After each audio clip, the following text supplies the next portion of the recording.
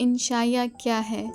یہ نو خیز صنف نثر انگریزی ادب سے درآمد کی گئی ہے اور انگریزی ایسے کی ایک شکل ہے۔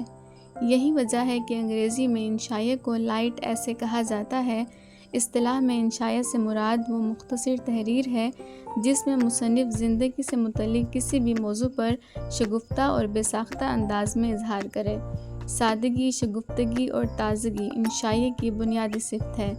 انشائیہ نگار کبھی طنز اور کبھی مزاح سے کام لیتا ہے، مگر وہ طنز و مزاح کے عامیانہ انداز کو اختیار نہیں کرتا۔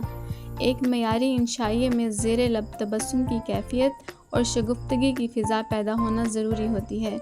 اردو میں انشائیہ کا لفظ بطور صنف نثر اور اصطلاح سب سے پہلے وزیر آغا اور انور سدید نے استعمال کیا۔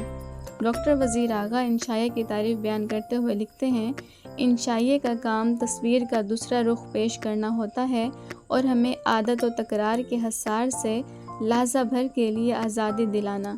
اس کا کام محض ایک عام چیز کے کسی انوکھے اور تازہ پہلو کی طرف آپ کو متوجہ کرنا اور آپ کو ایک مخصوص انداز سے سوچنے کی ترغیب دینا ہے۔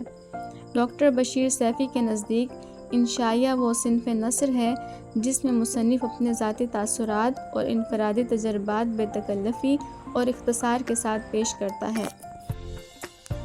اردو کے چند انشائیہ نگار اور ان کے نمائندہ انشائیہ: کامل قادری کا انشائیہ ہے دوشیزہ، مشتاق قمر کا انشائیہ ہے ہم ہیں مشتاق، اور وزیر آغا کا انشائیہ ہے خیال پارے اور چوری سے یاری تک۔